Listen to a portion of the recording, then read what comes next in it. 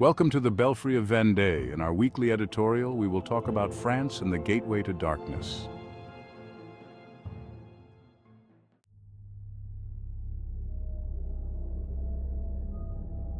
In a somber historical scene that unfolds before us, it is impossible not to observe how France, a nation with deep Christian roots, called the firstborn daughter of the Church, has taken a path that seems to move it further and further away from God. This trajectory is not accidental.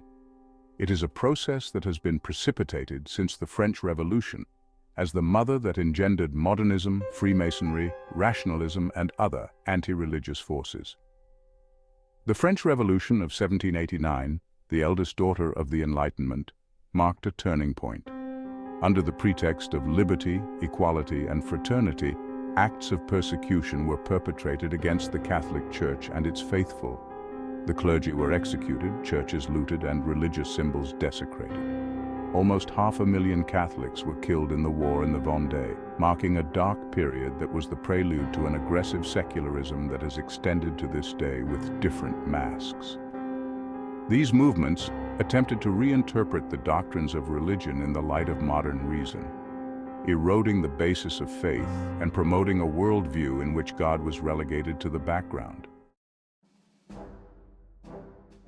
Freemasonry, especially the French, has played a crucial role in the spread of anti-clerical and secularist ideas. With its emphasis on rationalism and human autonomy, it has worked tirelessly to displace the influence of the Church in public life. The enactment of laws separating church and state and the promotion of secular education are some of the bitter fruits of this influence. In a step that undermines the most basic principles of the right to life, France has this year enshrined abortion as a constitutional right. That is to say, France enshrined what not even Nazi Germany did. The recent opening ceremony of the Olympic Games, with a ceremony that blatantly mocked Jesus Christ and Christianity, is yet another symptom of this spiritual decay. The bad taste of that act is a modern sign of the cult of the horrible, the ugly and the vulgar, characteristics of the devil himself. And at the same time, they are issues that are fashionable today in a society that hypocritically demands inclusion and respect. The Christian identity of the French people is disfigured, and they have opted for a narrative that trivializes and ridicules the faith of millions of people. The fire at Notre-Dame de Paris in 2019, apparently accidental, was a devastating blow not only to Catholics but to the entire world. This tragedy, along with the series of fires and attacks on churches across France, seems to coincide with a policy that directly or indirectly promotes hostility towards Christianity. In this context, the street artwork, The Guardian of the Temple Opus II, The Gateway to Darkness, which will be held in Toulouse this October, is no mere coincidence. October is a significant month for Satanists and celebrations like Halloween, and the realization of this work in this month suggests something more than an innocent expression of artistic freedom. The reference to the gates of darkness and the choice of a demon named Lilith reveal a subtext that celebrates the dark and the satanic.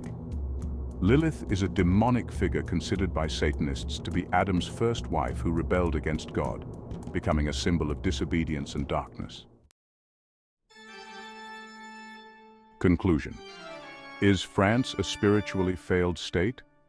France, a nation that embraced Nicene Christianity with the baptism of the Frankish king Clovis I in the year 496, is now at a crossroads.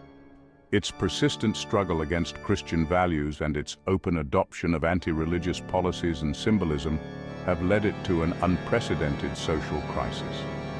The dark hand that seems to be directing these events cannot be ignored. As Christians, we must remember the words of Jesus, "By their fruits you shall know them," Matthew 7:16. The events we are witnessing are not mere coincidences but signs of a deeper spiritual struggle. France and the whole world are at the gates of darkness, and only by returning to God can we find the light that guides us out of this darkness. See, I have set before you today life and good, death and evil. What I command you today is to love the Lord your God, to walk in obedience to him. Deuteronomy 30:15-19. This was The Belfry of Vendée. Give us a like, subscribe to our channel and share it. Goodbye, my beloved warriors in the Lord.